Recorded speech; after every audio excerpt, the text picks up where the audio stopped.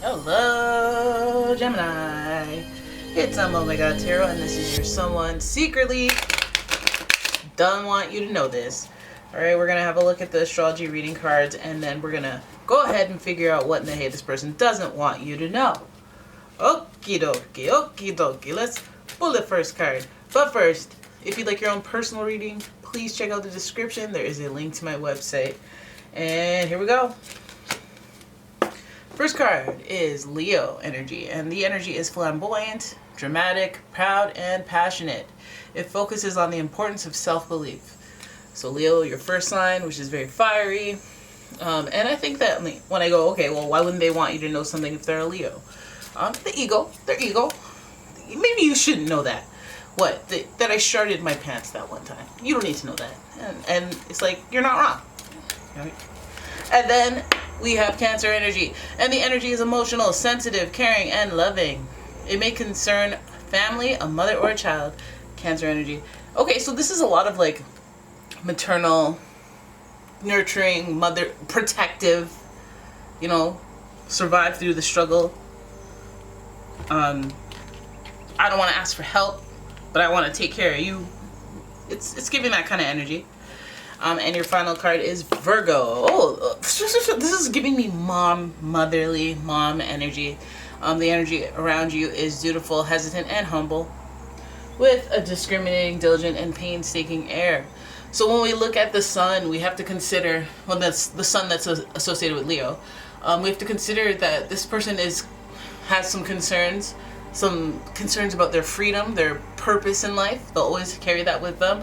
They'll always be striving for more. They'll have a lot of personal pride, so they won't necessarily want everyone to know up their business, and like they don't want to admit defeat or weakness.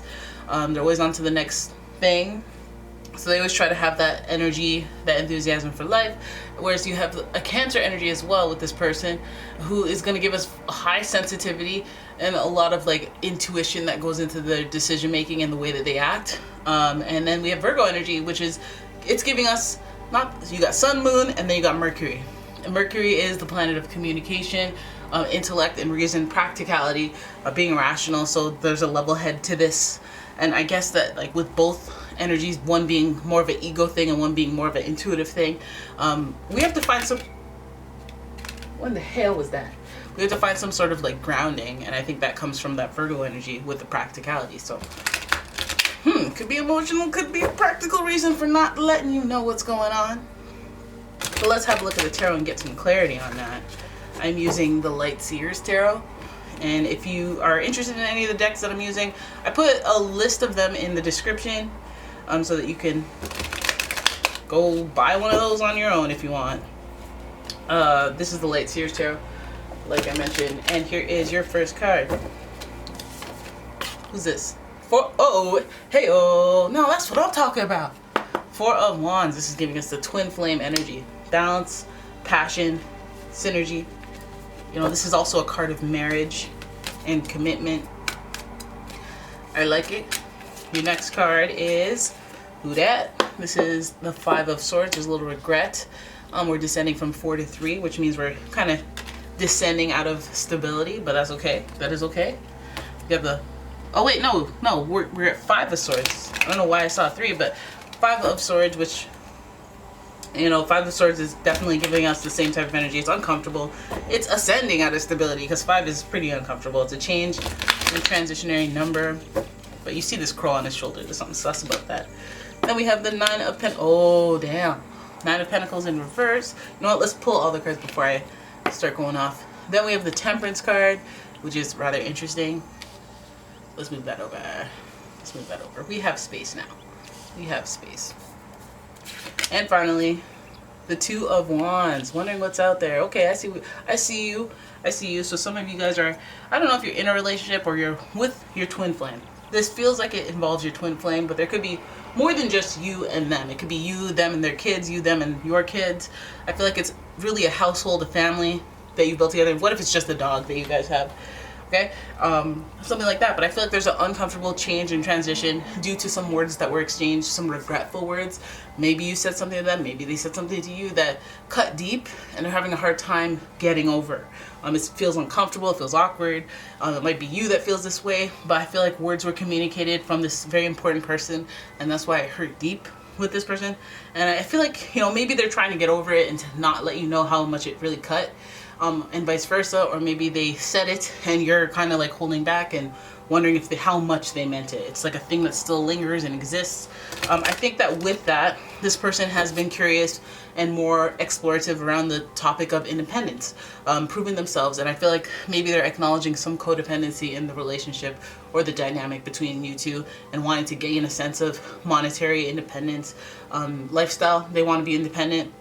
I feel like this person is kind of like, even if they're not like straight up, let me go get a job, if they're being fully supported financially, they're inquiring, they're putting out feelers, they're inquiring, they're asking people, they're going about it in a way that it's like, I gotta take care of me, I gotta put me first type energy. So I feel like the focus primarily will be the money. So that's putting stuff away, saving money, maybe selling a few things. But I feel like this person is generally kind of, with their feelings or their thoughts around this communication, I feel like they're really putting that emphasis on independence. We have the Temperance card. This is a card of healing and reconciliation. It's also a card of synthesis, motion, and things moving forward, things moving on. One thing taking us to the next. And I feel like this conversation is a focal point of what takes you to the next place that you are with this person. The Temperance card is also associated with Sagittarius, which was adventure and freedom. And right after that comes the Two of Wands, which is about being curious and looking out into the distance, not necessarily knowing what's out there, but being curious, wanting to explore it, wanting to not hold yourself in the state of a past or a present that aligns more with the past than the future. And wanting to see the world, curious about everything, all of the space, all of the time. And just wanting to go out there, but this is before they actually do it. This is almost feeling like this conversation or this negative energy that occurred here with the Five of Swords, where somebody had to, you know, give up on something or compromise, and then they have regrets about compromising. It feels like a person that has now decided, okay, well, it is what it is. This is what it is. Maybe they got an ultimatum. Maybe they, you know, got coaxed into something that they agreed to something which now they're regretful of. I feel like this person, as they let time pass after that conversation, after those words have been exchanged with their twin flame, I feel like even though this person is significant in their life, they still have personal doubt. I feel like they have some sort of like apprehension about where they individually stand in the relationship, as if they, like, maybe they don't have enough power, or they don't have enough, they haven't explored themselves as a individual for long enough to the point where they feel confident entering into a duo. So maybe they're looking to reconcile that, to explore things, because the Two of Wands is like, okay, well, you could continue with how it's been going in the past, or you could move into the future with unknown possibilities. But for some reason, this person's feeling like this connection might be holding them back to some degree, or it might just be a fleeting thought. It might just be like curiosity, fleeting thoughts, like, you know, when you're about to get cold feet, but then you're like, no, in reality, I can't lose this foolishness. But I feel like just some words, maybe some words that were exchanged. This person is thinking a lot deeper than you would be able to perceive. I feel like this person, if there's any connection to their mother, or what their mother would do or what their mother would say, and if the practical thing to do is to not move forward until those feelings kind of get, you know, resolved, or the unknown curiosity gets discovered or explored, I feel like this person is just letting these thoughts linger in their mind. But it's like the twin flame energy is there. It's almost looking like, you know, when somebody they know that this person, they'll probably have a good life with, everything will be smooth, have a successful relationship and whatnot. But then in the end, this person is like, I just want to experience a little bit more freedom, and then okay. And it feels like one of those, to be honest. And they may not want you to know that because they don't want to risk anything. Okie dokes, so there it is. That is your reading. I hope you guys enjoyed it. If you did, please give the video a thumbs up, subscribe to the channel, leave a comment, share the video, and if you like your own personal reading, please check out the description. There is a link to my website, as well as a link to my Etsy shop, and I will see you in the next one. Bye-bye.